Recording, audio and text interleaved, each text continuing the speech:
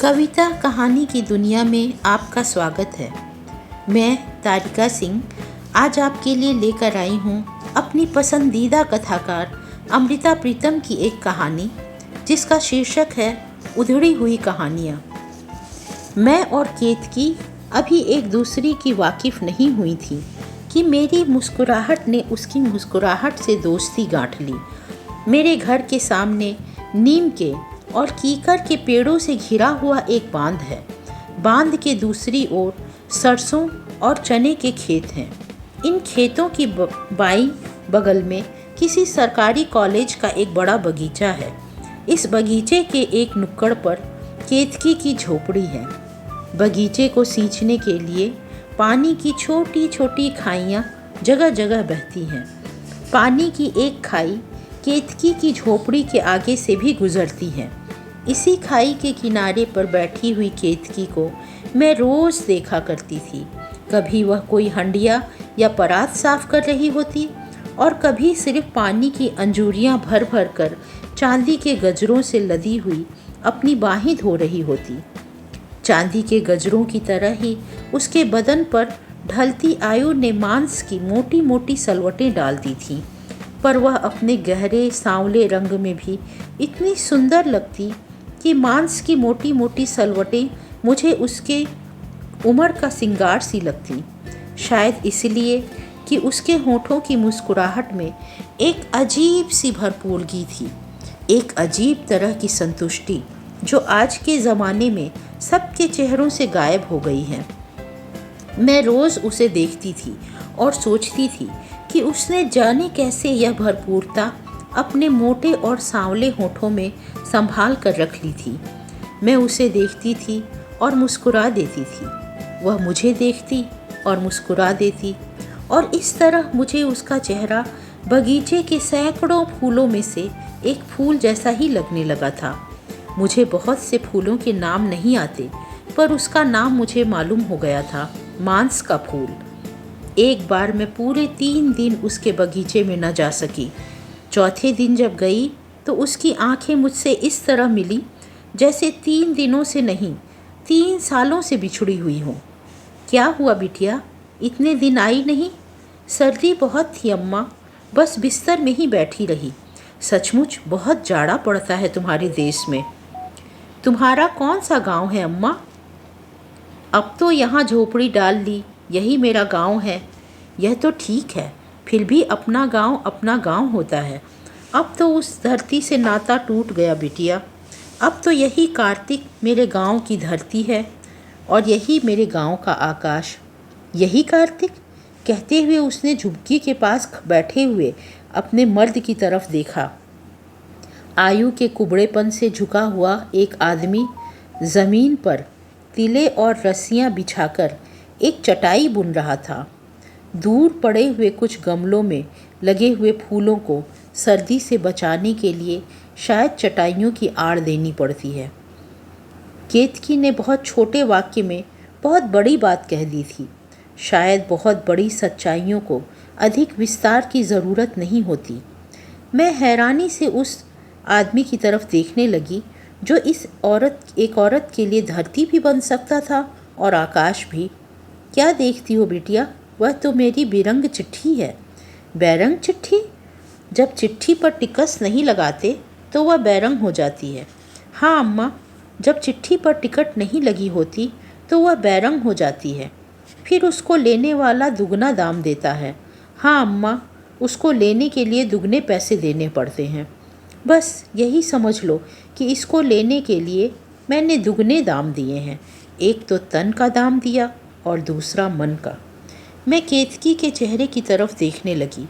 केतकी का सादा और सांवला चेहरा जिंदगी के किसी बड़ी फिलॉसफी से गुजर रहा था।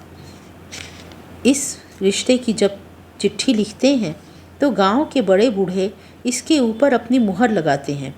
तो तुम्हारी इस चिट्ठी के ऊपर गांव वालों ने अपनी मुहर नहीं लगाई थी?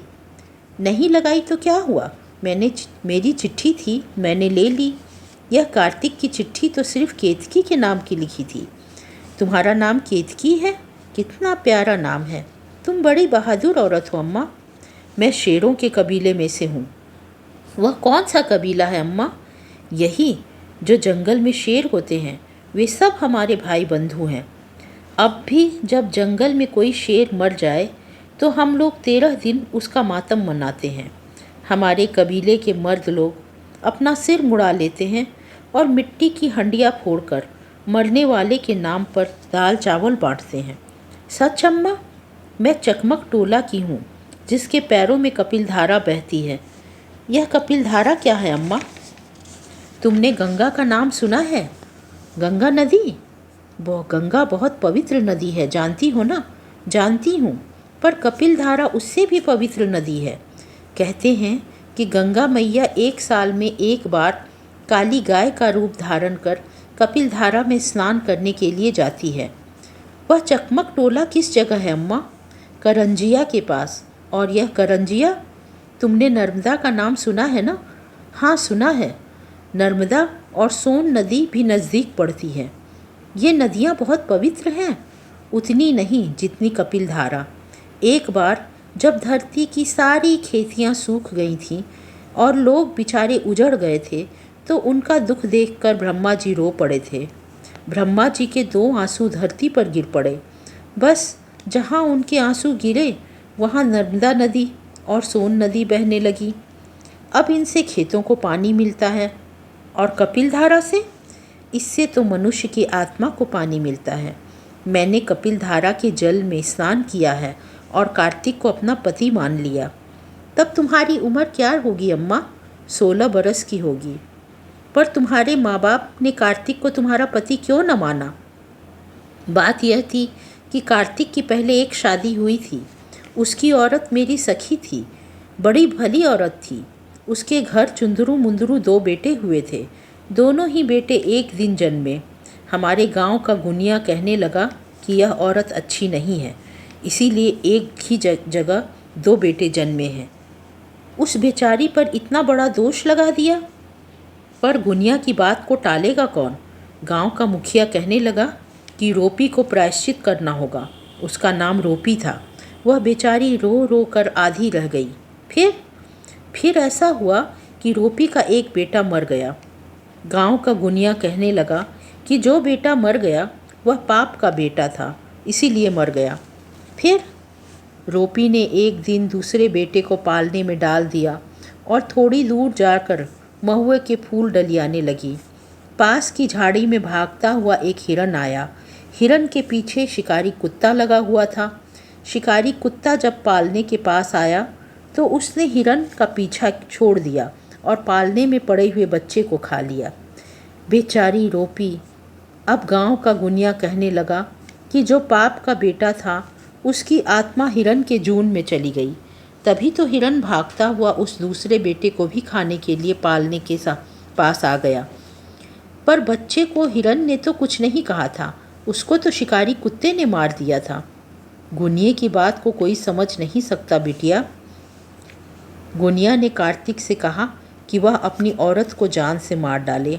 नहीं मारेगा तो पाप की आत्मा उसके पेट से फिर जन्म लेगी और उसका मुख देखकर गांव की खेतियां सूख जाएंगी। फिर कार्तिक अपनी औरत को मारने के लिए सहमत न हुआ।